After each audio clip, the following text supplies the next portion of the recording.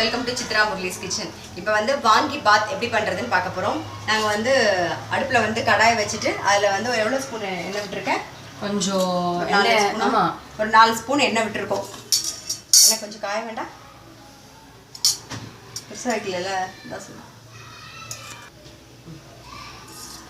கொஞ்சம் கடுகு, உளுத்தம் பருப்பு, கடலை பருப்பு எல்லாம் டேஸ்ட்டுக்கு.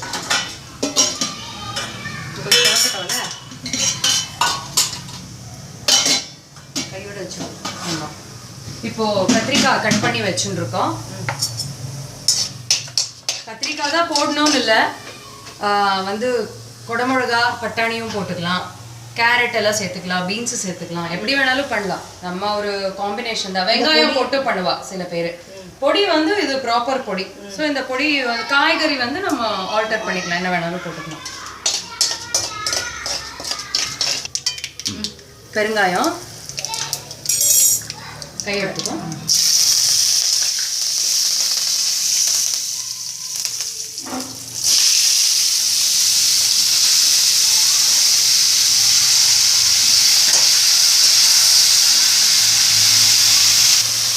இந்த காய்க்கு தேவையான உப்பு போட்டுப்போம். மஞ்சள் பொடி,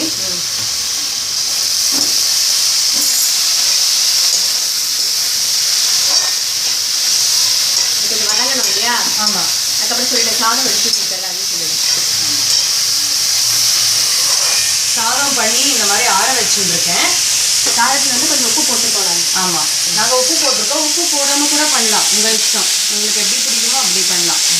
ஆக்சுவலாக வந்து கத்திரிக்காய் சாதம்ங்கிறது தான் வாங்கி பார்த்தேன். ஆனால் நான் எங்கள் அம்மா பண்ணுவாங்க அந்த மாதிரி. குடமிளகா பட்டாணி போட்டு பண்ணலாம்.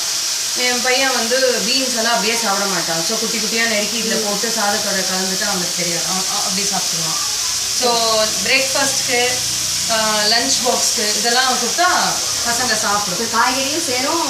ஒரே கத்திரிக்காய் யாருக்கும் மோஸ்ட்லி பிடிக்கிறது இல்லை. ஆமாம், கொஞ்சம் சாகியாக இருக்கும்ல அது ஒரு மாதிரி. ஆனால் வாங்கி பாத் அப்படின்னா கத்திரிக்காய் தான். ஆமாம், கட் பண்ணிக்கிறேன். இப்போ நல்லா வெந்திருக்கு, பொடி போட்டுக்கலாம். நீங்கள் எவ்வளோ சாதம் வச்சு கலக்கணுமோ அதுக்கேற்ற மாதிரி தான் பொடி போட்டுக்கணும். சித்திரை மிக்ஸ் பண்ணு.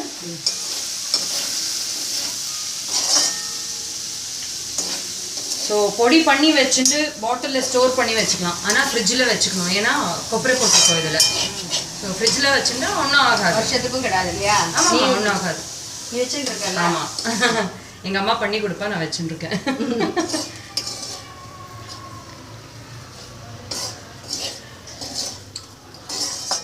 ஸோ அவ்வளோ போட்டுட்டு எண்ணெய் ஒரு ஸ்பூன் நெய் கூட விட்டுக்கலாம். இல்லாட்டி ப்ரிஃபர் பண்ண மாட்டாங்கன்னா எண்ணெய் கூட விட்டுக்கலாம் ஸ்பூனு.